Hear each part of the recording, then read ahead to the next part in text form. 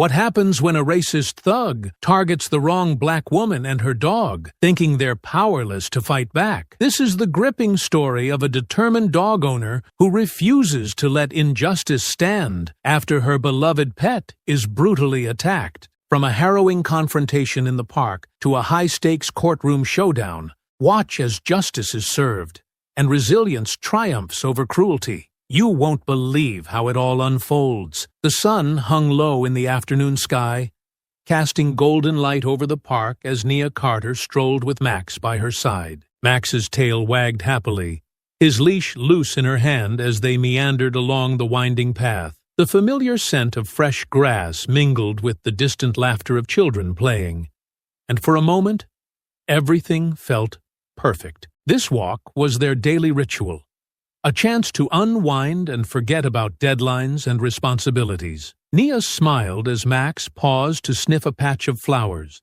his nose twitching with curiosity. "Come on, buddy," she coaxed, gently tugging the leash. "Let's finish the loop before dinner." Max let out a soft bark, his ears perking up as if to say he agreed. Just ahead, a figure loitered near a bench, his posture slouched and his gaze sharp. Nia instinctively straightened, her grip tightening on Max's leash. The man, in his late 20s, wore a stained hoodie and scuffed boots, his expression hard and unwelcoming.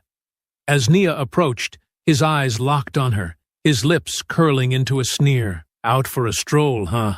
he muttered, his tone dripping with disdain. His eyes flicked to Max. "Fancy dog for someone like you." Nia hesitated, her stomach knotting, but she kept her voice calm. "Just getting some fresh air," she replied, trying to pass him. The man scoffed, but his glare lingered. "Fresh air? Yeah, sure. Walk your dog like nothing happened." Nia frowned, confused but cautious. "What are you talking about?" "You people think you can do whatever you want," he said, his voice rising. "Walk through my neighborhood like it's yours. Last month, I got evicted because of your kind moving in and raising rents. Now I'm stuck here, and you're out here flaunting it?" She froze, her grip on Max's leash tightening. "I don't know what you're talking about, but I don't have anything to do with that." "Don't play dumb," he snapped. "You're all the same. Come in, drive us out, and act like it's no big deal. Think you're better than me, huh?" He stepped closer, his posture shifting into something more menacing. "Look," she said, her voice firm, "I don't want any trouble. I'm just walking my dog." The man laughed bitterly. "Trouble?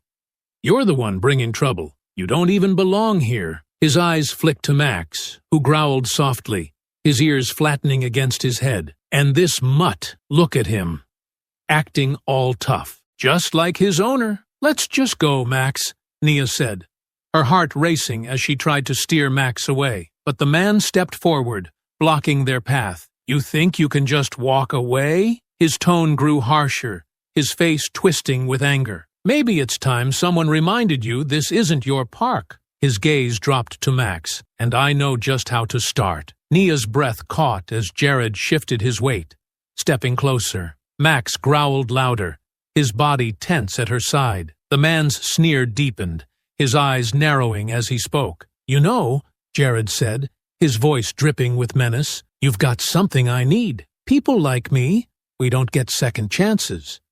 You all take everything. Jobs, housing, respect. I'm tired of losing. I don't have anything to do with that," Nia replied, her voice steady despite the tremor building in her chest. "Just let us go." "Oh, you'll give me something, all right?" He jabbed a finger toward her. "How about that fancy wallet in your pocket?" Or, his gaze dropped to Max, and a sinister grin spread across his face. "Maybe the mutt gets it instead." Nia's heart raced as her hand instinctively dropped to Max's leash, her fingers tightening around it. "Don't you dare touch him," she said, her voice rising with anger. Jared chuckled, a low, mocking sound that sent a shiver up her spine. "What's the plan, lady? You gonna fight me over a dog? Let's see if you care more about your cash or that mutt." Max barked sharply, his protective instincts kicking in. The sound echoed through the park, drawing the attention of a jogger in the distance who paused briefly before continuing on. Jared noticed the fleeting glance, but dismissed it, his focus fixed entirely on Nia. I don't have any money on me, Nia said, forcing her voice to remain calm. And I'm not giving you anything. That's so? Jared said, his voice hardening. Then maybe I'll take what I want. Before Nia could respond, Jared lunged forward. Instinctively, she stepped back, keeping herself between him and Max. Her free hand shot out, shoving Jared away with a burst of adrenaline-fueled strength. Back off! She shouted, her voice ringing with fury. Max barked again, his teeth bared, as he strained against the leash. Jared staggered, but quickly regained his balance, his face twisting with rage. You think you're tough, huh? I'll show you what tough looks like. His hand darted toward Max's leash, but Nia yanked it away just in time, adrenaline surging as she turned and bolted down the path. Come on, Max, she shouted, her voice breaking with urgency. Max ran at her side, limping slightly, but determined to keep pace. Behind them, Jared's voice bellowed with fury. You can't outrun me! You hear me? You're not getting away! His pounding footsteps echoed through the park, closing the distance as Nia and Max raced toward safety. The wind stung Nia's face as she sprinted down the park path, her pulse pounding in her ears. Max kept pace beside her, his gait uneven but determined. Her breath came in short, sharp bursts as her mind raced just as fast. She glanced over her shoulder and saw Jared barreling after them, his face contorted with rage. You can't run forever! Jared shouted, his voice cutting through the air like a blade. Nia's hand trembled as she fumbled with her phone, her thumb swiping to unlock it. Come on, she muttered under her breath. She barely slowed her pace, her eyes darting between the path ahead and the phone in her hand. She managed to dial 911, pressing the phone to her ear as she pushed her legs to move faster. The operator's calm voice crackled through the line, a stark contrast to the chaos around her. This is 911. What's your emergency? There's a man chasing me. Nia panted, her words tumbling out in a frantic rush. He attacked me and my dog. He's trying to hurt us. Ma'am, are you in a safe location? The operator asked. No, I'm running through the park, Nia replied, her voice quaking. He's right behind me. Please, send someone now. Stay on the line with me. Can you describe the man? Nia glanced back again, her heart lurching as she caught sight of Jared closing the distance. His face was flushed with exertion, his teeth bared in a snarl. White male, late 20s, she gasped. Hoodie, jeans, brown hair. He's chasing us. Officers are on their way. Keep moving if you can, and try to stay in well-lit areas. Nia's grip on Max's leash tightened as she veered onto a busier path, hoping to find someone, anyone, who might intervene. But the park seemed emptier with each passing second, as if the world had conspired to leave her alone in this nightmare. Hey! Jared's voice boomed, louder and closer. You think the cops will save you? They won't do a damn thing. His taunts sent a fresh jolt of fear through Nia's veins, but she refused to stop. She glanced over her shoulder once more, the sight of his furious expression propelling her forward. Please hurry, she begged into the phone. He's getting closer. Her legs burned, her lungs screamed for air, but she didn't dare slow down. Max stumbled slightly, letting out a soft whine, and Nia's heart ached at the sound. Almost there, Max, she whispered, though she wasn't sure where there even was. Nia's lungs burned as she sprinted, her feet pounding against the pavement. Max whimpered slightly, but kept moving, his loyal determination pulling him forward, even with the limp in his stride. She couldn't slow down, not now. Every instinct screamed for her to get away, to put as much distance as possible between them and the maniac chasing them. But the pounding of Jared's footsteps grew louder, his taunts cutting through the park's eerie quiet, like a blade. You think you can run from me? Jared roared, his voice echoing around them. You can't hide, and no one's coming for you. Nia glanced back, dread rising in her throat. Jared was closing the gap, his face flushed with rage, his strides long and deliberate. Her fingers fumbled for her phone again, the operator's voice still faintly audible in her ear. Ma'am, stay on the line, the operator instructed calmly. Officers are en route. He's catching up! Nia panted, her words sharp and frantic. Please, tell them to hurry. We've dispatched officers to your location, the operator reassured her. Stay as calm as you can. Calm. The word felt meaningless as she turned her head to see Jared just a few strides behind. Max let out another strained bark, his limp worsening with every step. Nia's heart twisted at the sight of him struggling. She couldn't let him get hurt again. Jared lunged, and instinct took over. Nia spun around, yanking Max's leash to pull him behind her. She stood her ground, her chest heaving as she faced Jared. The sheer hatred in his eyes sent a chill down her spine, but she didn't move. Max growled low at her side, baring his teeth as he huddled close. You really thought you could outrun me? Jared sneered, stopping just a few feet away. His chest heaved with exertion, but his voice carried the same cruel arrogance as before. Look at you. Pathetic. You should have just handed over the wallet. Now you're making this harder on yourself. I don't have anything for you. Nia shot back, her voice trembling but defiant. Leave us alone. The police are coming. Jared laughed, a harsh, mocking sound that made her stomach churn. The police? He gestured around the deserted path. Where are they? Do you see anyone coming to save you? It's just you, me, and that useless mutt. Max barked sharply, his growl rising as he shifted protectively in front of Nia. Jared's face twisted into a sneer as he pointed at the dog. That thing? You really think it's going to protect you? One good kick, and it's done. Don't you dare touch him, Nia snapped, her voice rising with anger. Her hands clenched into fists, and she felt the leash bite into her palm. You've done enough. Jared took a step forward, his eyes glinting with malice. Oh, I'm just getting started. You don't get to walk around like you own the place. People like you think you can take whatever you want, but not here. Not today. Stay back, Nia warned, her voice low and firm. Her whole body trembled, but she held her ground. She knew running wasn't an option anymore. Jared wasn't going to stop, and she wasn't about to let him hurt Max, or her, again. Jared smirked, taking another step closer. What are you gonna do, huh? Swing that leash at me? Scream for help?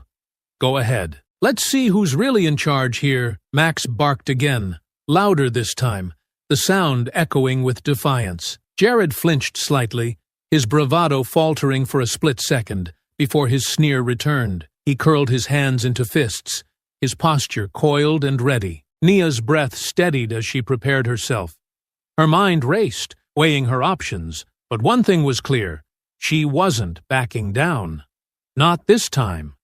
The air between them felt electric, charged with unspoken threats and sheer willpower. Neither moved, locked in a tense standoff as Max's growls filled the silence. Jared's smirk widened as he stood just a step away from Nia, his eyes darting between her and Max. The tension in the air was suffocating, and Nia's heart thudded wildly in her chest. She tightened her grip on Max's leash, her voice trembling as she spoke. Don't do this. Just walk away. Jared scoffed, his expression hardening. Walk away? Nah, you're gonna give me what I want. Hand over that wallet, or I'll make sure your little mutt doesn't walk again. Nia's eyes darted down to Max, who stood firm at her side despite his limp. His growls deepened, his body rigid with protective energy. She hesitated for a moment, her mind racing. Maybe giving him the wallet would end this. Maybe it would keep Max safe. Her fingers shook as she reached into her jacket pocket, pulling out her wallet. Take it, she said, her voice strained. Just leave us alone. Jared snatched the wallet from her hand, his movements rough and triumphant. He flipped it open and rifled through it, his sneer growing as he pulled out the few bills she had inside. This it? Pathetic. He tossed the empty wallet to the ground and stepped forward again, his eyes dark with malice. Maybe I'll teach you a lesson anyway. That was the moment Max moved. With a sudden lunge, Max leaped at Jared, his teeth flashing as he went for Jared's leg. Jared cursed, stumbling backward as the dog's jaws clamped onto his jeans. Get this stupid dog off me, he yelled, shaking his leg violently to break free. Max, no! Nia cried, her voice cracking with panic. She pulled on the leash, trying to get Max to release, but her loyal companion refused to back down. His growls were feral, his determination unyielding. Jared's rage boiled over. With a brutal motion, he raised his boot and kicked Max hard in the side. The dog yelped in pain, his body crumpling as he hit the ground. "That's what you get!" Jared spat, his face contorted with fury. "Max!" Nia screamed, dropping to her knees beside him. Her hands shook as she cradled his trembling body, tears streaming down her face. "It's okay, buddy. Stay with me." Jared loomed over her, his chest heaving as if he was ready to lash out again. But before he could move, the distant wail of sirens pierced the air. His expression shifted, panic flickering behind his eyes as he glanced around the empty park. "Damn it," he muttered under his breath. Without another word, he turned and bolted, disappearing into the shadows of the trees. Nia didn't move. Her entire focus was on Max, whose eyes were open but clouded with pain. She whispered softly to him, her tears falling onto his golden fur. "You're gonna be okay, Max. I promise." The sound of sirens grew closer, a bitter-sweet relief washing over her as help finally arrived. Nia knelt on the hard pavement, her hands trembling as they hovered over Max's still body. The familiar warmth of his golden fur beneath her fingers was a stark contrast to the cold, brutal reality of the situation. His chest rose and fell unevenly, each shallow breath pulling at her heartstrings. Tears spilled from her eyes, unbidden and unstoppable, as the enormity of the moment crashed down on her. "Max!" she choked out, her voice cracking as she stroked his head. His soft ears twitched slightly at her touch, but his eyes remained half-closed, clouded with pain. "Max, stay with me, please. You're my boy, my brave boy." Her voice trembled with every word as she cupped his face, trying to keep her own panic from spilling over. "You're the strongest dog I know," she whispered, forcing a small, shaky smile despite the tears streaking her face. "Remember when you tore up that chew toy in 2 minutes flat? I had to order the indestructible ones because nothing could hold up to you." Max's ears flicked faintly at her voice, and she clung to that tiny response as though it was a lifeline. "You're not done being strong, okay?" she continued, her voice soft but firm. "You're not leaving me. Not today. We've got too much to do, too many walks to take, too many squirrels to chase." Her phone buzzed in her pocket, and with trembling hands, she fumbled to pull it out. The screen blurred through her tears, but she managed to redial 911. Her breath hitched as the operator picked up, their calm voice a fragile thread of hope in her chaos. 911. "What's your emergency?" "It's my dog," Nia stammered, her voice raw with emotion. "He's been hurt. He needs help." "Please. He's not moving right. I don't know what to do." The operator's voice was steady, a small anchor in the storm. "Officers are arriving now, and animal services are en route. Stay with your dog and keep him calm. Help is on the way." "Thank you," she whispered, barely audible. Her focus returned to Max, her fingers gently tracing the fur along his back. He let out a faint whimper, his body trembling as he tried to shift closer to her. "It's okay," she murmured, pressing her forehead to his. "It's okay, buddy. You just have to hold on a little longer. They're coming to help you, I promise." Her tears soaked into his fur, but she didn't care. She whispered to him, her voice a soothing mantra of love and encouragement. "You're my protector, Max. Remember that? Always looking out for me, even when I don't deserve it. And now, it's my turn. I've got you, and I'm not going to let you go." Max's tail moved faintly, a weak flick against the ground that made her breath catch. "There you are," she said, with a watery smile. "That's my boy. You're so brave." "Braver than me!" The distant wail of sirens grew louder, cutting through the quiet park and signaling help was near. Flashing red and blue lights bathed the scene in an otherworldly glow as a police car pulled onto the path, its tires crunching over the gravel. Relief coursed through her, but it did little to dull the ache in her chest. "See, Max? They're here," she whispered, stroking his fur. "They're going to take care of you. I'm not going to let anything happen to you.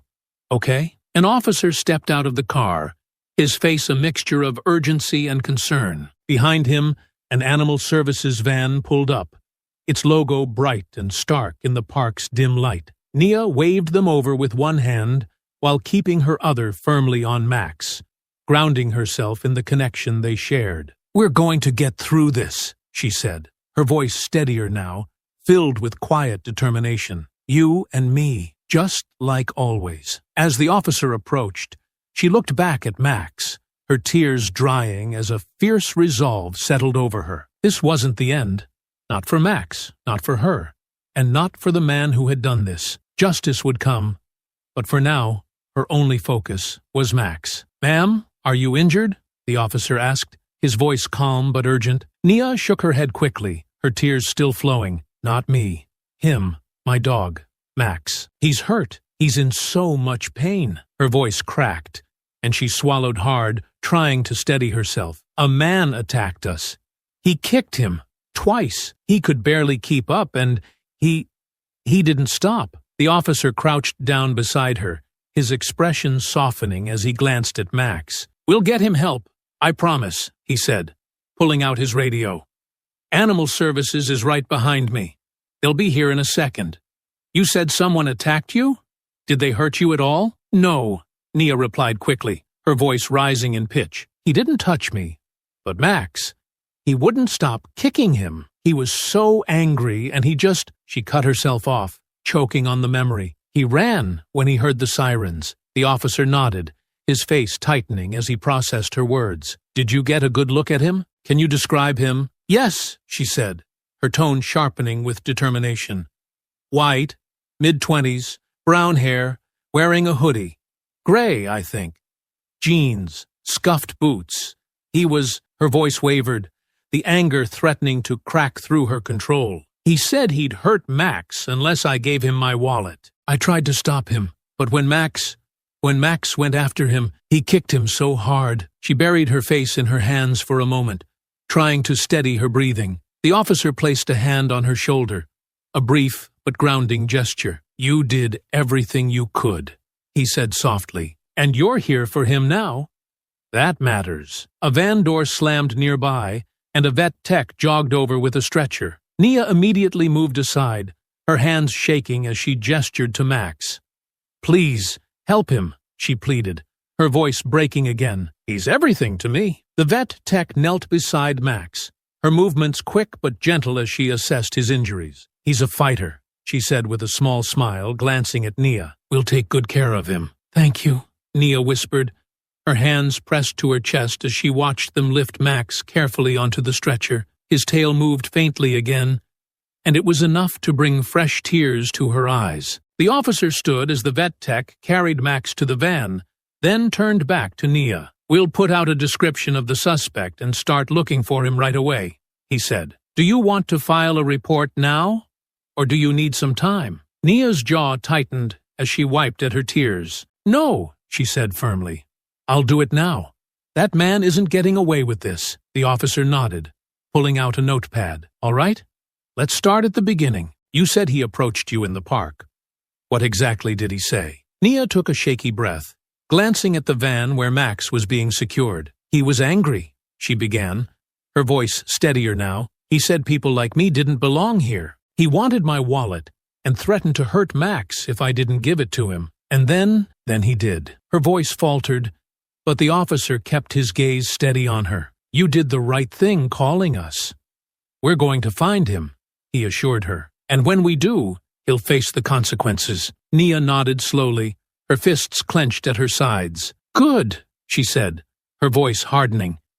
"Because I'm not letting this go." The officer closed his notepad, giving her a firm nod before stepping back. As he relayed her statement over the radio, Nia stood frozen for a moment, her eyes fixed on the van. She could feel her anger building, simmering beneath the surface. Hours later, the apartment felt unbearably quiet when Nia returned, the absence of Max filling the space with a heavy stillness. She stood in the doorway for a long moment, staring at the spot where his bed lay empty. The leash still dangling from her hand, the memory of his whimper, his pained eyes looking up at her, played on a loop in her mind, each repetition tightening the knot in her chest. The officers had assured her they'd handle it, that they'd find Jared and bring him to justice. But as the hours stretched into the night, her unease only grew. She paced the living room, her footsteps soft against the carpet, her thoughts spiraling into frustration. Waiting wasn't enough. Not for what Jared had done, not for Max. Her gaze fell to the leash again, its sturdy fabric embroidered with Max's name. She traced the letters with her fingers, her jaw tightening as determination sparked in her chest. Max had been there for her through everything.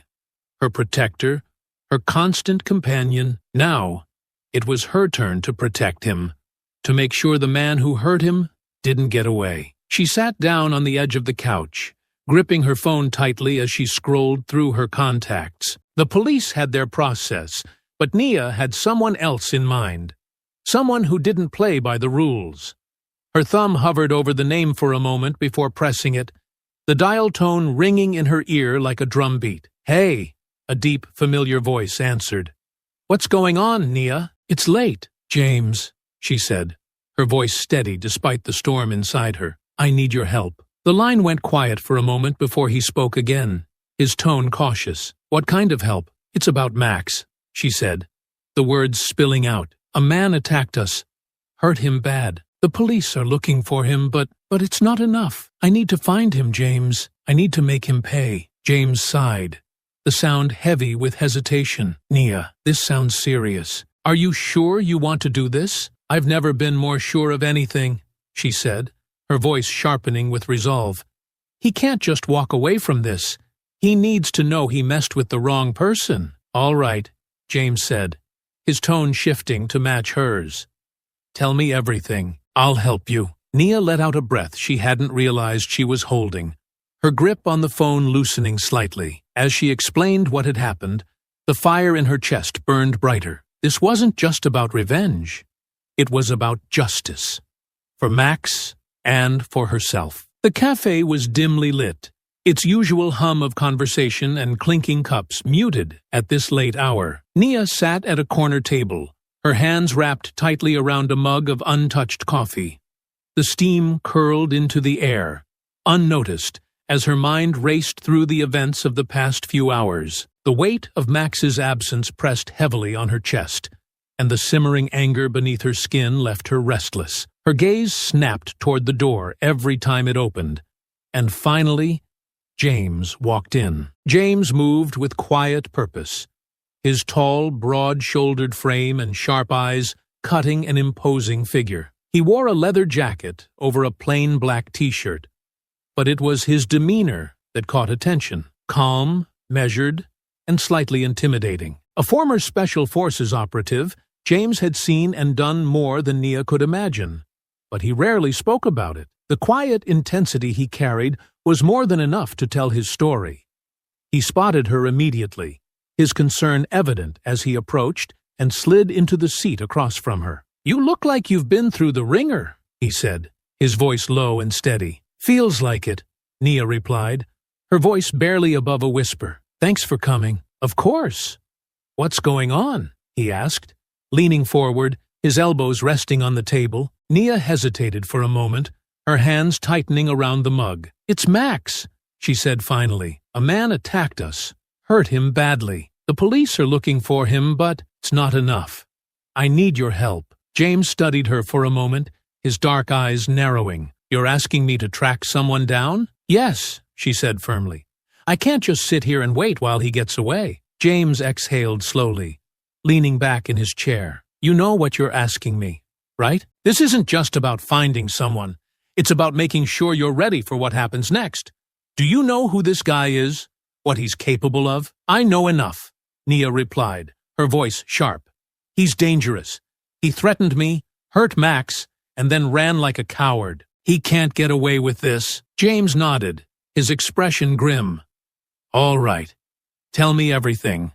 And don't leave anything out." Nia launched into the story, describing the walk in the park, Jared's taunts, and the escalating threats. Her voice trembled slightly as she recounted how Max had tried to protect her, only to be brutally kicked down. By the time she finished, her hands were trembling, her anger barely contained. "He didn't just hurt Max," she said, her voice tight with emotion. "He wanted to hurt me too. Max was just in the way." James's jaw tightened, and he leaned forward again, his gaze steady. "And the police? What are they doing?" "They're trying," Nia said, frustration creeping into her tone. "But you know how these things go. They're overworked, and Jared could disappear before they find him. I need to know he won't get the chance." James was silent for a moment, his expression thoughtful. "He said anything that might give us a clue where to start?" Nia nodded, her brow furrowing as she recalled Jared's words. "He ranted about people like me taking over his neighborhood.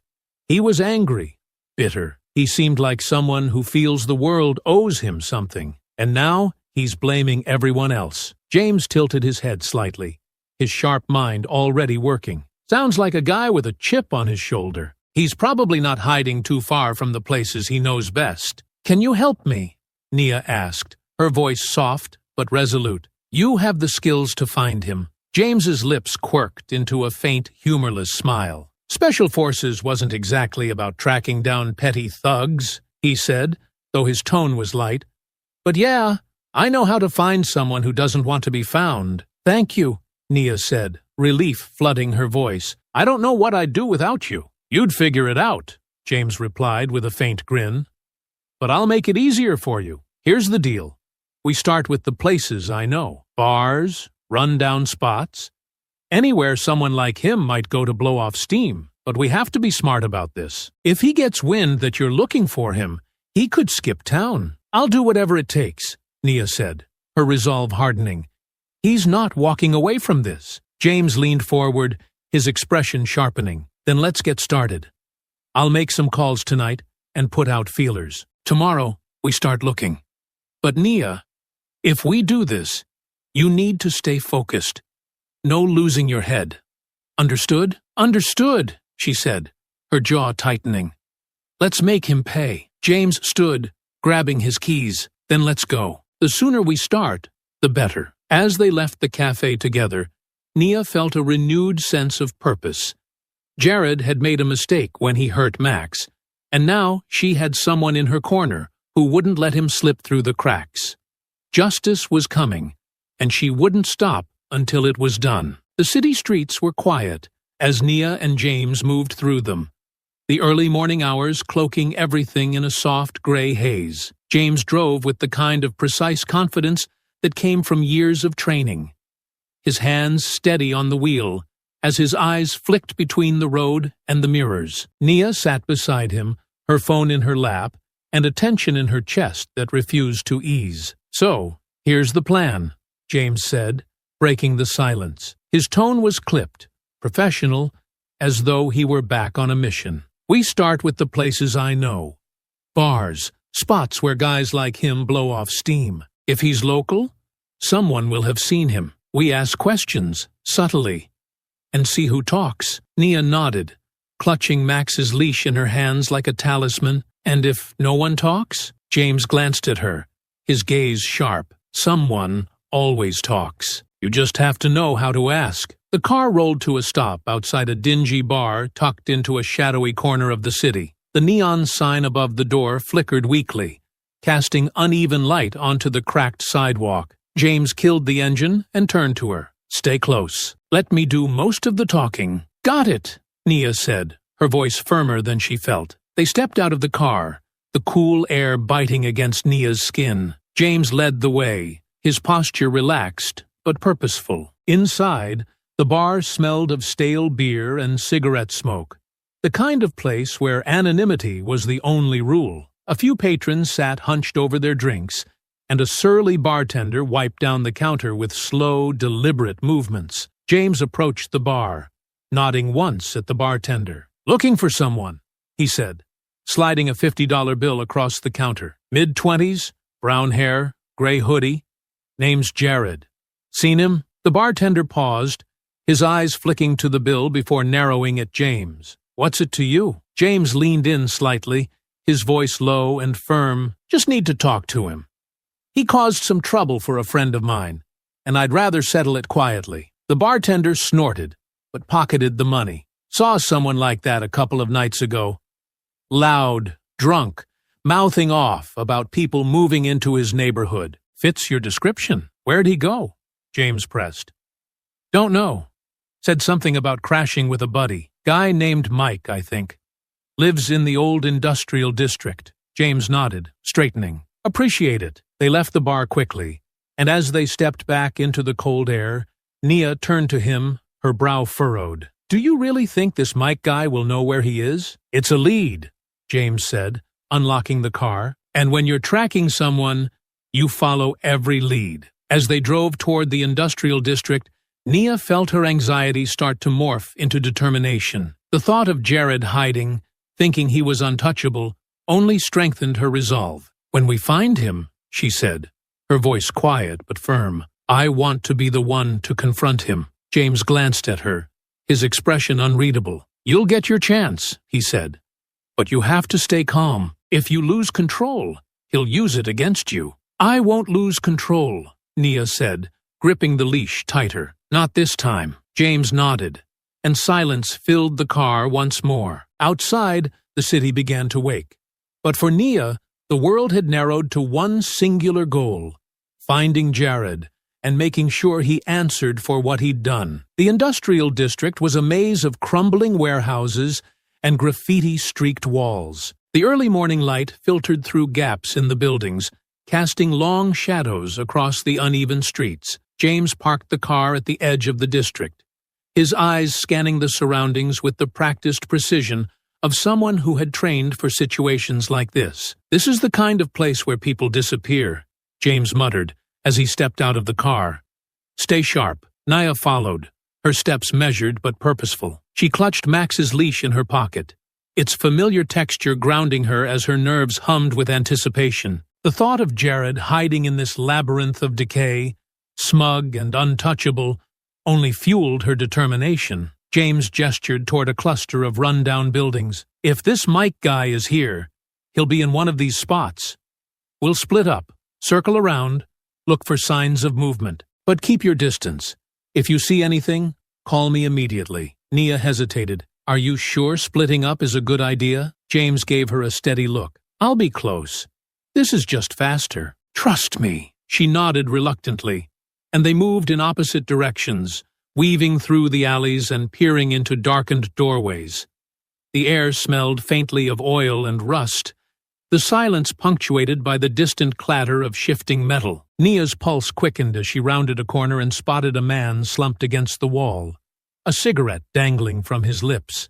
His hoodie was faded, his face weathered and unshaven, but her stomach twisted as she recognized him from the bartender's description. Mike, she whispered to herself. The man's head snapped up, his bleary eyes narrowing as he noticed her. What do you want? He barked, his voice rough. Nia steadied herself, taking a cautious step forward. I'm looking for Jared. I heard he might be staying with you. Mike snorted, his lips curling into a sneer. What's it to you? He attacked my dog, Nia said, her voice trembling slightly, but gaining strength. I need to find him. Mike chuckled darkly, shaking his head. Figures. Jared always did have a way of stirring up trouble, but you're wasting your time. He's not here. Then where is he? She pressed, her fists clenching at her sides. I need to know. Mike took another drag from his cigarette, his eyes narrowing as he studied her. Even if I knew, why would I tell you? You think you can just walk in here and demand answers? Before Nia could respond, James appeared behind her, his presence commanding as he stepped forward. She's not alone, he said evenly, his voice carrying an edge that made Mike freeze. And if you know where Jared is, you're going to tell us. Mike's bravado faltered as he glanced between them, his cigarette trembling slightly in his fingers. Look, I don't want any trouble, he muttered. Jared mentioned crashing at an old storage unit on the East End. That's all I know. James nodded, his gaze hard. Good. I'd suggest you keep it that way. Mike muttered something under his breath, retreating into the shadows as James turned to Nia. Come on, let's move. As they headed toward the east end of the district, Nia's heart pounded with a mix of fear and anticipation. They were getting closer.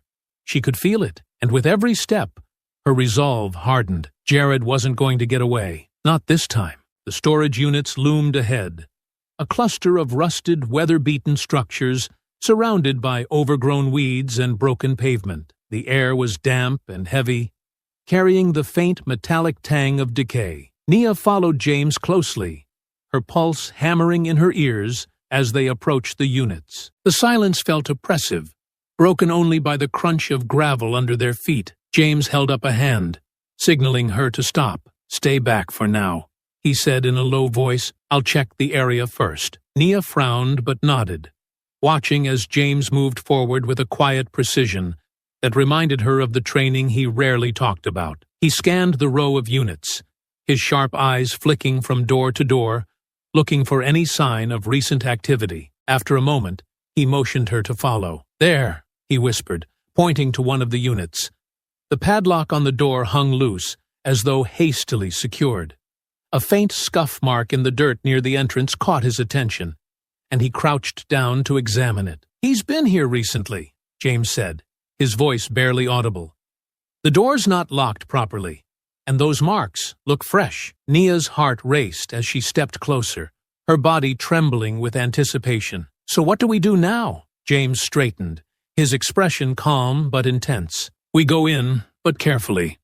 Stay behind me, and don't do anything until I say so." She hesitated for a moment, the weight of what they were about to do pressing heavily on her. But then the image of Max flashed in her mind, his crumpled body, his pained whimpers, and any doubt she felt evaporated. "Okay," she said firmly. James approached the door, his movements deliberate and silent.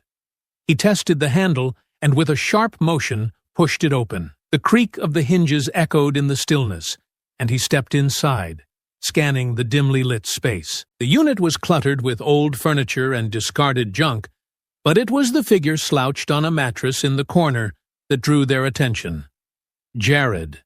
His hoodie was rumpled, and a half-empty bottle of beer rested near his hand. He looked up groggily, his eyes narrowing as he registered their presence. "What the hell?" Jared slurred, struggling to sit up. "Who are you?" Nia stepped into the doorway, her hands clenched into fists. "You know who I am," she said, her voice sharp and cutting. "You attacked me and my dog. Did you think I'd let you get away with it?" Recognition flickered in Jared's eyes, and his face twisted into a sneer. "Oh, it's you," he said, his tone mocking. "What? You brought backup? Couldn't handle me on your own?" James moved forward, his towering presence silencing Jared's bravado for a moment. "You've got two choices," he said evenly. "You can come quietly, or this gets messy." Jared snorted, his confidence returning as he leaned back against the wall. "You think you can scare me? I don't owe you anything." Nia's voice rose, her anger bubbling to the surface. "You owe Max. You owe me. You're not getting out of this." Jared laughed bitterly. "That stupid mutt. He got in my way, just like you people always do." The words sent a wave of fury through Nia, but before she could respond, James stepped between them. "Enough," he said, his tone cold. "You're done talking." The room seemed to shrink as the tension thickened, the air heavy with the weight of the confrontation. Jared shifted, his eyes darting toward the open door as if calculating his chances of escape. James noticed the movement immediately, his body tensing. "Don't even think about it," James warned. For a moment, Jared froze, his bravado faltering. But then his lips curled into a defiant grin, and he made a sudden move toward the door. James was faster, intercepting him with a swift, practiced motion that sent Jared stumbling back onto the mattress. "Stay down," James growled, his voice a low rumble. Nia stepped forward, her voice shaking with a mix of anger and determination. "You're not running this time, Jared. The police are on their way, and you're going to pay for what you did." The tension in the air snapped as Jared pushed himself off the mattress with sudden force. His movements were clumsy, but fueled by desperation. and his sneer returned as he squared off against James. "You think you can come in here and play hero?" he spat, his voice laced with venom. "Let's see how tough you really are." James didn't flinch. His stance shifted slightly, his body poised with the calm confidence of someone who'd faced far worse. "You don't want to do this," he said coldly. Jared lunged forward, swinging wildly. James dodged the first blow easily, sidestepping and grabbing Jared's wrist. He twisted it sharply, forcing a grunt of pain from Jared as he stumbled. "Stay down," James growled, his voice hard and unyielding. But Jared wasn't done. He ripped his arm free with a violent jerk and stumbled back. His eyes darted around the cluttered storage unit, locking on a broken chair leg leaning against the wall. Snatching it up, he brandished it like a weapon, a sneer twisting his bloodied face. "You think you're better than me?" Jared snarled, advancing with the chair leg raised. "You don't know a damn thing about me." "Put it down," James warned, his voice like ice. "You're only making this worse." "Shut up!" Jared roared, swinging the chair leg with all his strength. James deflected the first swing, the wood splintering as it struck a nearby shelf. The second came faster, but James caught it mid-air, wrenching it from Jared's hands and tossing it aside. Nia stood near the doorway, her chest heaving as she watched the chaotic fight unfold. Her knuckles whitened as she clenched her fists, every fiber of her being screaming for her to act. The memory of Max lying helpless on the ground burned in her mind, fueling her anger. Jared swung again with his fists, desperation making him sloppy. James sidestepped, landing a precise blow to Jared's midsection, sending him staggering back. Jared's body slammed into the wall, his lips split and bleeding, but his rage remained unbroken. "You think you've won?" Jared sneered, wiping blood from his mouth. "You're nothing." James started to step forward, but Nia's voice rang out, sharp and furious. "Stop holding back!" Both men turned to her, startled. Without hesitation, Nia stormed forward, her fury bubbling to the surface. Jared straightened, his sneer returning. "What? You want a piece of this too? You have no idea," Nia snapped. She grabbed the broken chair leg James had tossed aside, her grip tightening as she advanced. Her heart pounded, but the thought of Max's pained whimpers gave her all the courage she needed. Jared laughed bitterly, but the sound died in his throat as Nia swung the chair leg with a force that shocked even her. The blunt edge connected with his side, and he let out a choked yell, stumbling to the floor. "You kicked my dog," Nia hissed, her voice trembling with rage. "You threatened me, and you thought you'd get away with it." Jared scrambled backward.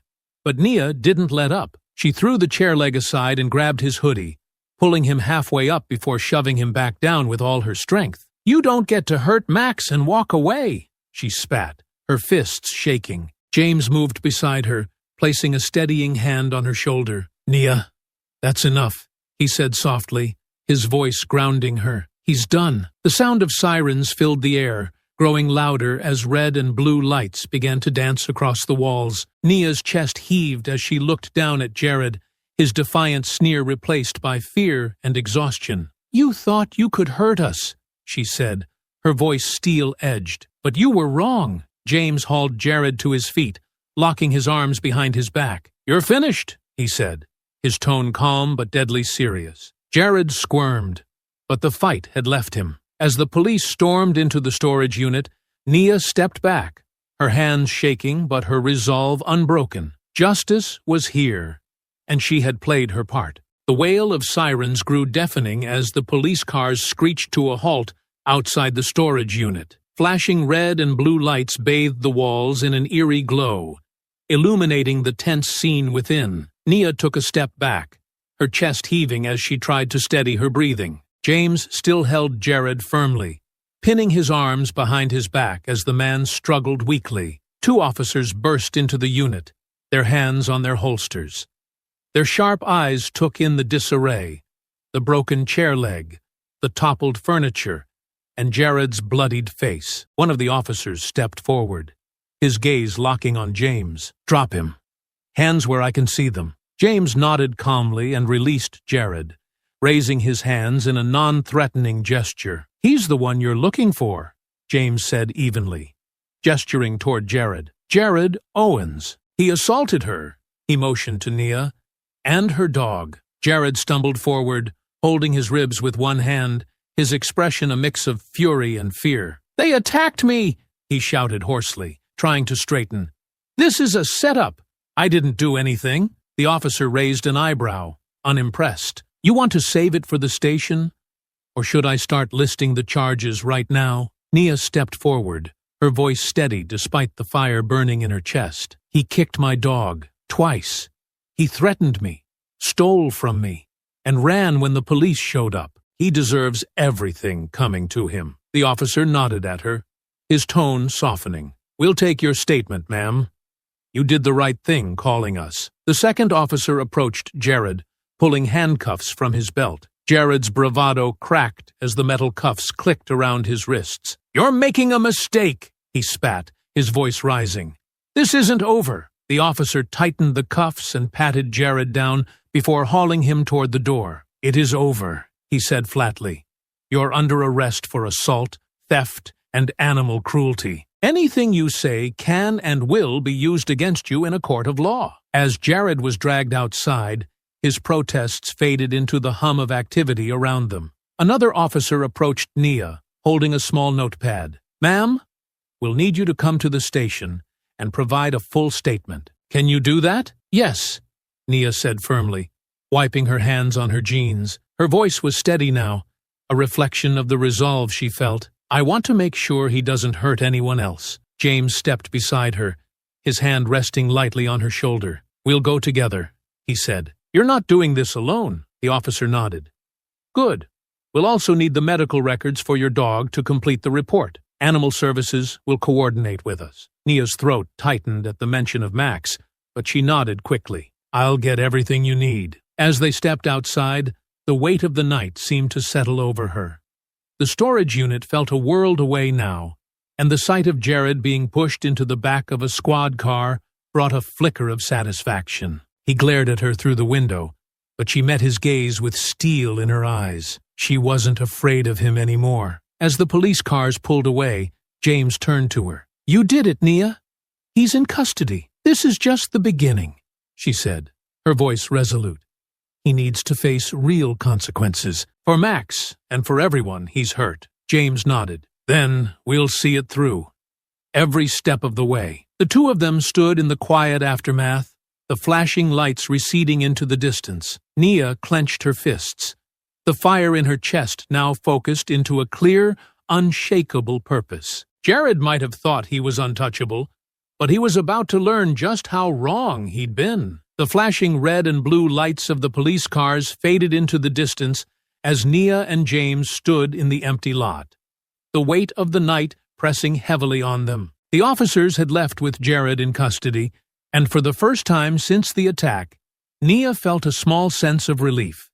But it wasn't over. Not yet.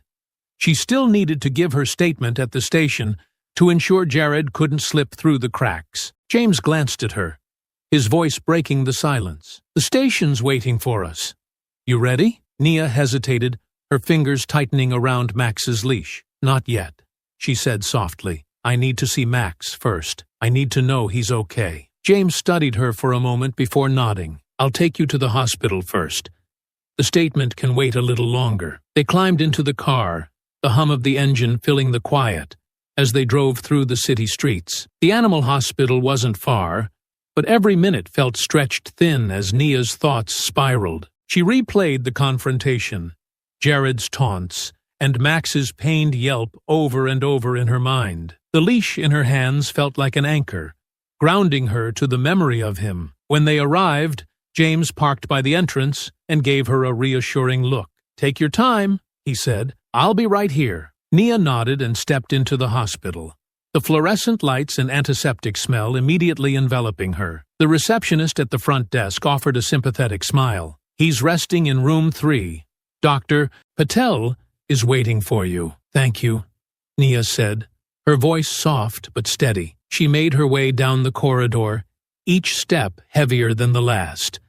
The weight of the evening pressed down on her, but as she reached the door to room 3, she inhaled deeply, steeling herself. When she pushed open the door, her breath caught. Max lay on a soft bed in the corner, his side wrapped in clean white bandages. His golden fur was duller than usual, and he looked smaller somehow, but his tail wagged weakly the moment he saw her. "Max," Nia whispered, tears springing to her eyes as she hurried to his side. She knelt beside him, running her fingers gently through his fur. "Hey, buddy, I'm here." Max let out a soft whine, his head nudging against her hand. The connection they shared was immediate, and for a moment, the world outside faded away. Nia felt the tension in her chest release slightly as she leaned down, pressing her forehead to his. "You're so strong," she murmured. "You've always been my brave boy, Doctor." Patel entered the room quietly,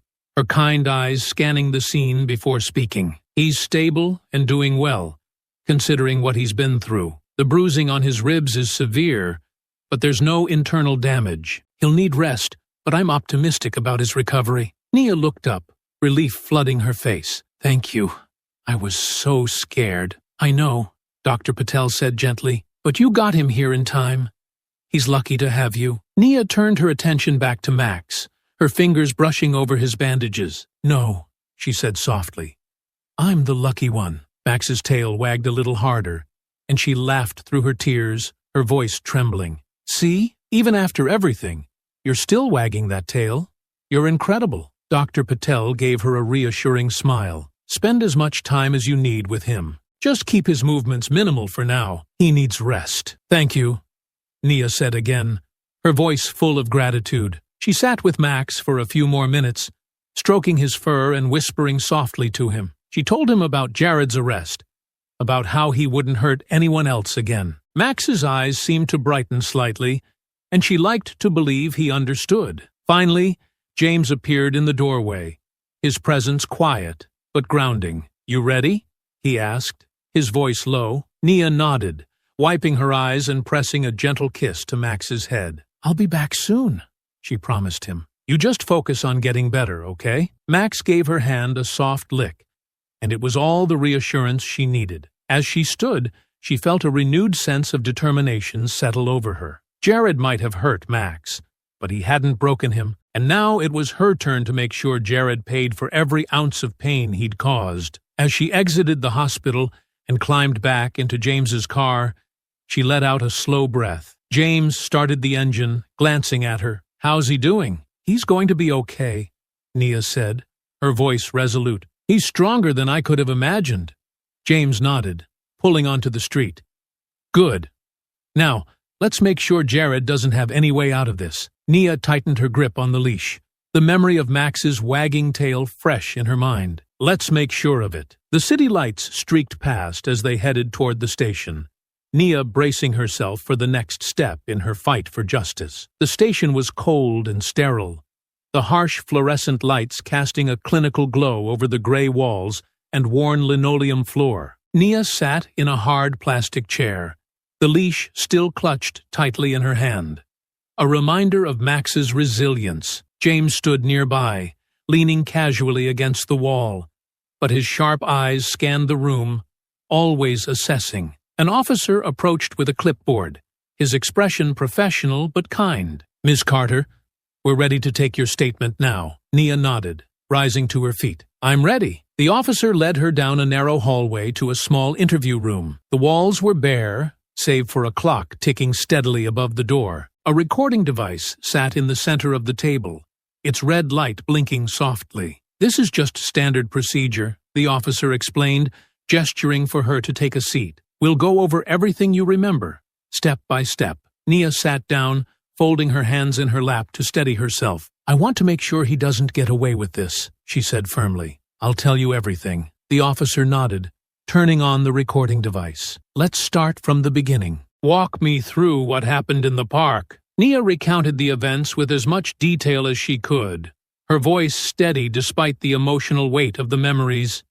She described Jared's taunts, the way he'd cornered her, and threatened Max. Her hands clenched into fists as she spoke of Max's bravery, how he had tried to protect her, only to be brutally kicked down. The officer listened intently, occasionally jotting notes on the clipboard. When the police arrived at the storage unit, the officer prompted, "Can you describe what happened there?" Nia took a deep breath. "James and I confronted Jared. He tried to fight back, but we stopped him. He said things, hateful things, even after everything he'd done. He didn't show any remorse. When you arrived, he was still trying to act like he'd done nothing wrong." The officer's pen paused for a moment, his gaze lifting to meet hers. "And you're willing to testify to all of this in court?" "Yes," Nia said without hesitation. "I'll do whatever it takes to make sure he's held accountable." The officer nodded, his expression softening slightly. "You're doing the right thing, Ms. Carter. We have enough to charge him with assault, theft, and animal cruelty. The evidence you've provided, along with your testimony, will make a strong case." Nia's shoulders relaxed slightly, though the weight of the ordeal still hung heavy. "How long until it goes to trial?" she asked. "That depends," the officer admitted. "The wheels of justice can turn slowly. But with charges like this, it should move quickly. You'll be contacted by the prosecutor's office soon." James leaned against the doorframe, his arms crossed. "We'll make sure she's ready." The officer gave a small nod of approval. "Good. We'll be in touch." As Nia and James left the interview room, the chill of the station seemed to recede slightly. Outside, the city was still awake, its hum of activity a reminder that life moved forward, even after nights like this. "Feel better?" James asked, as they stepped into the night air. "A little," Nia admitted. "But it's not over yet. Jared's still out there, thinking he can win. I need to see this through." "And you will," James said firmly. "We'll make sure of it." Nia looked at the leash in her hand, her resolve hardening. "For Max," she said softly. "For us." As they climbed into the car and drove away, Nia felt a flicker of hope. The fight wasn't over, but she wasn't alone. Jared would face justice, and she would be there every step of the way. The days following Jared's arrest passed in a blur of paperwork, phone calls, and meetings. Nia sat in the prosecutor's office, her hands clasped tightly in her lap, as she listened to Ellen Morris, the sharp-eyed assistant district attorney assigned to the case. Ellen was in her late 30s, with a calm yet commanding presence that put Nia at ease despite the daunting task ahead. "This is a strong case," Ellen began, sliding a folder across the desk toward Nia. "We have your testimony, the police reports, and the veterinary records for Max. Combined, they paint a clear picture of Jared Owens's actions and his intent." Nia opened the folder, her stomach tightening as she saw photos of Max's injuries alongside a written report from Dr. Patel. The bruises on his ribs, the swelling, the way he'd struggled to breathe. It all came rushing back, stoking the anger she'd tried to keep in check. "But a trial isn't just about evidence," Ellen continued. "The defense will try to discredit you, paint Jared as a victim of circumstance, or argue that the injuries to Max aren't as severe as they seem. We need to be ready for anything." James, seated beside Nia, leaned forward. "What's the strategy? How do we shut that down?" Ellen nodded, pulling out a legal pad filled with notes. "First, we'll focus on establishing a timeline. Nia, your testimony will be crucial here. You'll describe the events in the park, the theft, the threats, and how Jared escalated to physical violence. We'll use the vet's testimony to corroborate the extent of Max's injuries." "What about Jared's past?" James asked. "Does he have a record?" Ellen's lips pressed into a thin line. "He does. A history of minor offenses, bar fights, public disturbances. Nothing major, but it establishes a pattern of aggression. We'll use it to show that his actions were deliberate, not a one-off mistake." Nia took a deep breath, her resolve solidifying. "What about what he said in the storage unit? The things about people like me?" Ellen's gaze sharpened. "We'll include that. It speaks to motive. His hostility wasn't random. It was targeted, but we need to be careful how we present it to the jury. We want them to focus on the facts, not just the emotions." Nia nodded, her hands gripping the edge of the folder. I'll do whatever it takes. I want the jury to understand what kind of person he is. You're doing more than that, Ellen said, her tone softening. You're standing up for what's right. That's not easy, but it matters. As the meeting continued, Ellen walked them through the trial process, from opening statements to cross-examinations. Nia's nerves ebbed and flowed as the reality of the situation sank in. But James's steady presence beside her helped anchor her. He asked pointed questions, ensuring they understood every aspect of the strategy. When the meeting ended, Ellen gave Nia an encouraging smile. We'll be in touch to finalize everything before the trial. You're doing great, Nia. Keep that strength. Nia thanked her, her voice steadier than she felt, and left the office with James. Outside, the cool air wrapped around her, a welcome reprieve from the intensity of the discussion. She clutched Max's leash tightly in her hand, her resolve firm. You're ready for this, James said, his voice calm and sure. Jared doesn't stand a chance. I have to be, Nia replied, her jaw tightening.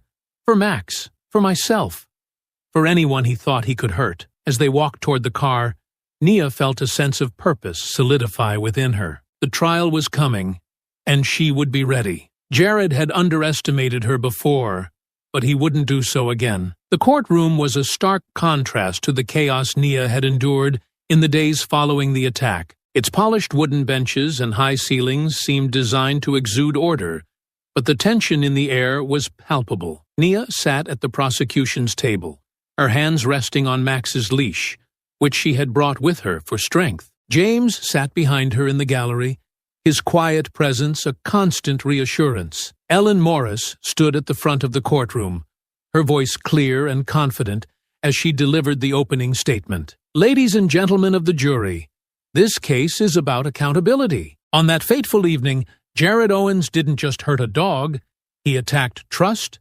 safety, and dignity. The evidence will show that his actions were not only reckless, but intentional. And we ask you to hold him responsible. Nia watched the jury's faces, searching for any sign of empathy or understanding. Some nodded slightly, while others remained impassive, their focus shifting between Ellen and Jared, who sat stiffly at the defense table. His lawyer, a wiry man with sharp eyes, scribbled notes, but gave no indication of his strategy. When it was time for Nia to testify, her pulse quickened as she stood and walked to the witness stand. She took the oath, her hand trembling slightly as she raised it. Settling into the chair, she glanced at Ellen, who gave her a small nod of encouragement. Ms. Carter, Ellen began, her tone warm but professional. Can you tell the court what happened on the evening of the incident? Nia recounted the events in vivid detail, her voice steady despite the flood of emotions. She described the peaceful walk with Max, Jared's taunts, the escalating threats, and the moment he had attacked her dog. Her voice faltered briefly when she spoke of Max's yelp. The sound etched into her memory, but she pressed on. Why didn't you just walk away? Ellen asked gently. I tried, Nia replied, her gaze unwavering, but he blocked my path. He wasn't just threatening me, he was trying to humiliate me, to make me feel like I didn't belong. And when Max tried to protect me, Jared took his anger out on him. Ellen stepped closer. And how has this affected you and Max since that day? Nia took a deep breath. Max is healing. But it's been hard. He's always been my protector, my best friend. Seeing him hurt like that, knowing someone could be so cruel, it's something I'll never forget. I'm here today because I want to make sure Jared Owens doesn't do this to anyone else. Ellen nodded, her expression one of quiet respect. Thank you, Ms. Carter. As Ellen returned to her seat, Jared's lawyer rose, adjusting his tie as he approached the stand. Ms. Carter, he began smoothly, you seem very emotional about this incident. Isn't it possible that you overreacted, misinterpreted Mr. Owens's intentions? Nia's jaw tightened, but she held her composure. No, he made his intentions very clear. He threatened me, and he hurt Max. There was nothing to misinterpret. The lawyer smirked slightly, as though he had expected her answer. You claim he threatened you, but did he ever physically harm you? Isn't it true that you and your companion escalated the situation by pursuing him later? James shifted slightly in his seat. But Nia didn't waver. "We didn't escalate anything," she said firmly. "We stood up to him, because he thought he could get away with what he did, and I wasn't going to let that happen." The lawyer raised an eyebrow but didn't press further. "No further questions, Your Honor." As Nia stepped down from the stand, her legs trembled slightly, but her resolve remained unbroken. She returned to her seat, her eyes meeting James's in the gallery. He gave her a small nod, and she felt a flicker of strength return. The trial was far from over, but she had told her truth. Now, it was up to the court to decide. The defense wasted no time presenting their case. Jared's attorney, Mr. Finch, exuded a practiced confidence as he stepped in front of the jury. His crisp suit and smooth tone contrasted sharply with the simmering tension in the room. "Ladies and gentlemen," Finch began, gesturing toward Jared, who sat stiffly at the defense table, "this case is not as straightforward as the prosecution would have you believe. My client, Mr. Owens, has been painted as a monster, but I urge you to look beyond the surface. Ask yourselves, was this truly a deliberate act of cruelty, or a misunderstanding that spiraled out of control?" Nia clenched her fists beneath the table, her nails biting into her palms. Finch's words were slick and manipulative, but she kept her gaze steady, refusing to show any reaction. The defense called their first witness, a former co-worker of Jared's, a man in his late 30s with a nervous demeanor. He spoke haltingly, claiming Jared had always been a little rough around the edges, but wasn't a bad guy. "Jared's had a tough life," the man said, shifting in his seat. "Lost his job, his home. Sometimes he gets angry, but who wouldn't?" "Thank you," Finch said, offering the man a kind smile. "No further questions." Ellen's cross-examination was swift. "You say Mr. Owens gets angry. Has he ever directed that anger at you or others?" The witness hesitated. "Well, not me personally, but I've seen him lose his temper. A few arguments at work. Nothing serious." "And did these arguments ever escalate to physical violence?" Ellen pressed. The man faltered, his gaze darting to Jared. "I guess there were a couple of times he got physical. But that's not the same as what you're saying happened here." Ellen nodded, her voice calm but firm. "Thank you for clarifying." Next, Finch called Jared to the stand. He walked with an air of defiance, though the bruises from his fight with James were still faintly visible. Sitting stiffly, he avoided Nia's gaze as he answered Finch's questions. "Mr. Owens," Finch began, "can you tell the court what happened that evening from your perspective?" Jared leaned into the microphone, his voice feigning calm. "I was walking through the park, minding my business. She," he jabbed a finger in Nia's direction, "came out of nowhere, yelling at me. Her dog started barking and growling, and I panicked. I didn't mean to hurt the dog, but it was aggressive." Finch nodded sympathetically. "So, you felt threatened?" "Yeah," Jared said, his voice growing louder. "That dog was coming at me. I just reacted." Nia's anger flared, but Ellen placed a calming hand on her arm. "Let him dig his own hole," she whispered. "Did you steal anything from Miss Carter?" Finch continued. "No," Jared said firmly. "I don't even know what she's talking about. She made that up to make me look bad." Finch smiled. "No further questions." Ellen rose, her movements deliberate as she approached the stand. "Mr. Owens," she began, her voice cool, "you claim you felt threatened by Max. Did you report this supposed aggressive dog to anyone? Animal control? The police?" Jared shifted in his seat, his confidence wavering. "No, but—" "And you said you didn't steal from Ms. Carter," Ellen interrupted. "Then why did she describe you running off with her wallet?" "That didn't happen," Jared snapped. "She's lying."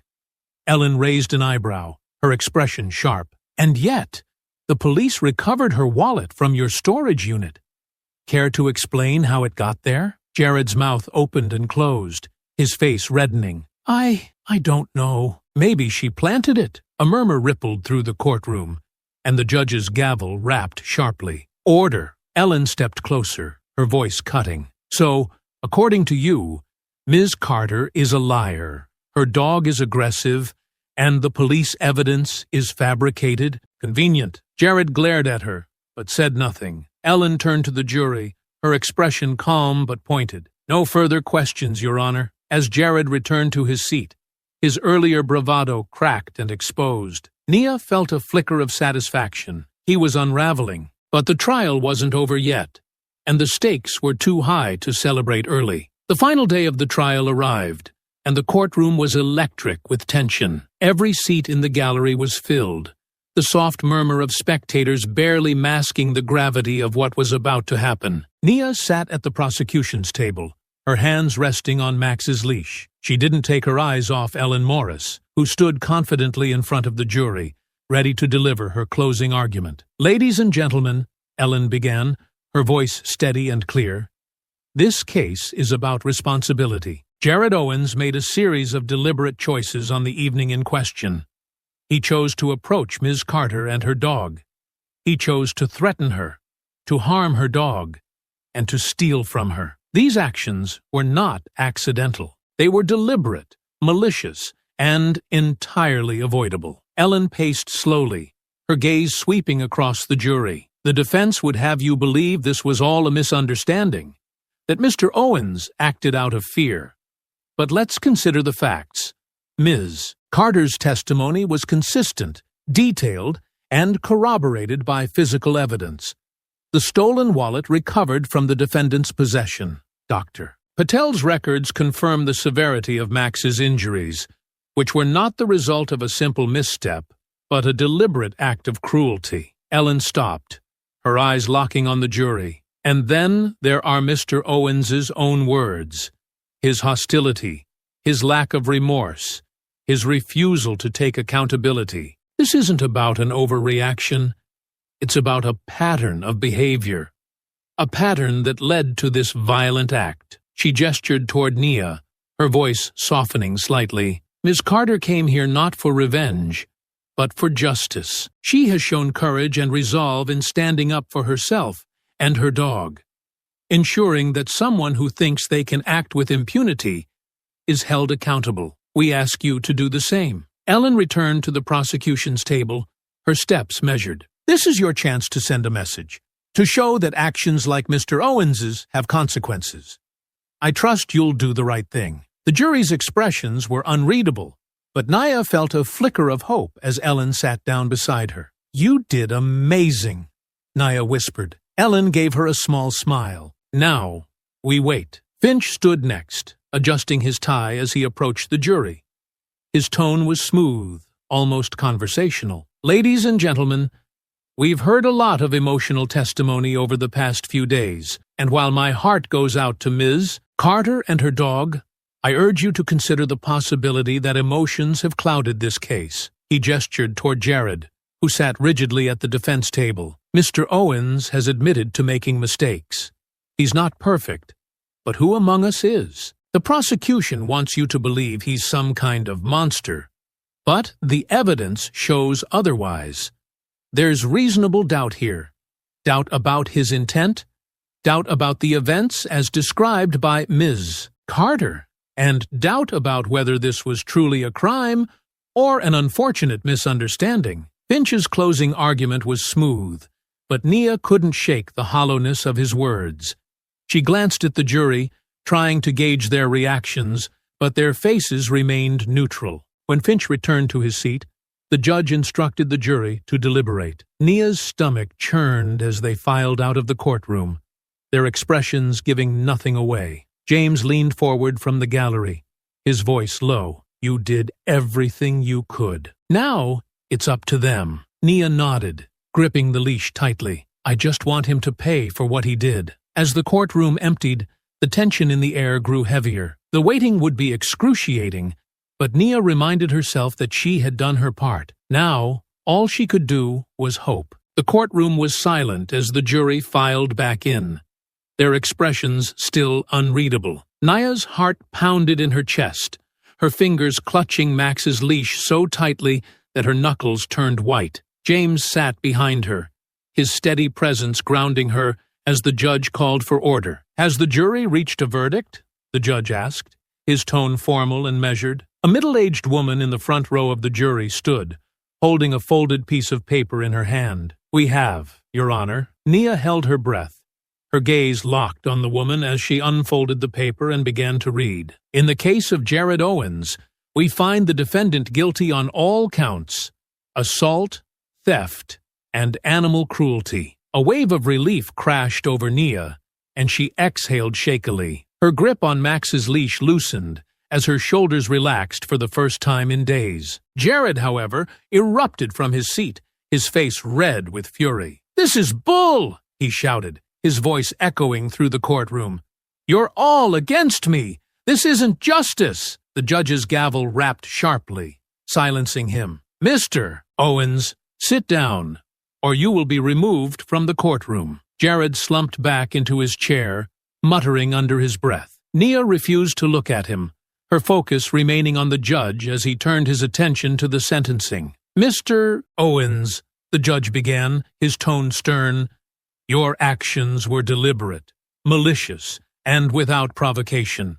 You not only caused physical harm to an innocent animal, but also instilled fear and trauma in Ms. Carter. Such behavior is unacceptable, and it is the duty of this court to ensure you face the appropriate consequences." The judge paused, his gaze piercing. "You are hereby sentenced to 5 years in prison for assault and theft, with an additional 3 years for animal cruelty, to be served consecutively. You will also be required to pay restitution for Mrs. Carter's veterinary expenses and any related damages." Jared's face twisted in disbelief as the sentence was handed down. 8 years? For a dog?" he spat, his voice dripping with contempt. The judge's gavel came down again, his expression unyielding. "Court is adjourned." As the courtroom began to clear, Nia remained seated, her emotions a whirlwind of relief, exhaustion, and lingering anger. James leaned forward, his hand resting lightly on her shoulder. "You did it," he said quietly. "It's over." Nia turned to face him, her eyes glistening with unshed tears. "For Max," she said softly. "He deserved justice." Outside the courthouse, reporters gathered, their cameras flashing as Nia and James emerged. Ellen joined them briefly, her expression professional but warm. "You were incredible, Nia. Your courage made this happen." "Thank you," Nia said, her voice steady. "I just hope this sends a message." As she walked away from the chaos of the crowd, Max's leash still in her hand, Nia felt a sense of closure she hadn't thought possible. Jared was behind bars, and while it wouldn't undo the harm he had caused, it meant he couldn't hurt anyone else. For the first time in weeks, she allowed herself to breathe deeply. The road to healing would be long, but she knew one thing for certain: she and Max would walk it together. The sun was setting as Nia pulled into the driveway of her quiet suburban home, the warm orange glow casting long shadows across the yard. The passenger seat was occupied by Max, his golden fur shining in the light. He stretched lazily as Nia turned off the engine, his tail thumping against the seat with quiet excitement. It had been a long road to this moment. Weeks of vet visits, careful monitoring, and slow walks to rebuild his strength had finally paid off. Max had been cleared to come home that morning, and Nia had spent the entire day preparing the house. His favorite bed freshly washed, new toys waiting for him, and even a small sign on the porch that read, "Welcome home, Max." "We're home, buddy," she said, her voice soft with emotion. She reached over to scratch behind his ears, her fingers brushing the faint scar along his side. "Ready to see your kingdom?" Max let out a happy bark, his bright eyes meeting hers with unbridled trust. She opened the car door, and he hopped out carefully, his movements still measured but confident. He sniffed the air, taking in the familiar sense of home before trotting toward the porch. The sight brought tears to Nia's eyes, but this time they were tears of relief and gratitude. The trial, the sleepless nights, the overwhelming worry, all of it had been worth it to see Max like this, happy and whole again. Jared was behind bars where he belonged, and the weight of those dark weeks was finally lifting. She grabbed his leash out of habit, but let it hang loosely in her hand as Max explored the yard. "Go ahead," she said with a smile, waving him toward the grass. "You're free." Max bounded forward, sniffing every corner of the yard before rolling onto his back in the grass, his legs kicking playfully in the air. Nia laughed, sitting down on the porch steps to watch him. For the first time in what felt like forever, she felt truly at peace. Her phone buzzed in her pocket, pulling her attention away. It was a text from James. "How's the big guy settling in?" She smiled as she typed back, "He's perfect. The yard is officially Max's again." James's reply came almost instantly. "Good. Don't forget, I owe him a steak dinner for being the bravest dog I know. Let me know when he's ready to cash in." Nia chuckled, tucking her phone away and turning her attention back to Max. He was chasing a butterfly across the yard, his movements lighter than they had been in weeks. It was such a small thing, but it meant the world to her. A reminder that life could be beautiful, even after the darkest storms. "Max!" she called, and he bounded over, his tongue lolling happily. She wrapped her arms around him as he sat beside her, burying her face in his fur. "We did it, buddy. He can't hurt us anymore." Max wagged his tail furiously, giving her an enthusiastic lick on the cheek. She laughed, wiping her face. Okay, I get it. Let's go inside. You've got a surprise waiting for you." As they stepped into the house together, Max's tail wagged even harder at the sight of his favorite bed, his new toys, and the treats she had set on the counter. Nia smiled, her heart full as she closed the door behind them. The future wasn't certain, but one thing was, she and Max would face it together, stronger and closer than ever. And for now, that was more than enough. I hope you enjoyed that story. Please share it with your friends and subscribe so that you do not miss out on the next one. In the meantime, I have handpicked 2 stories for you that I think you will enjoy. Have a great day.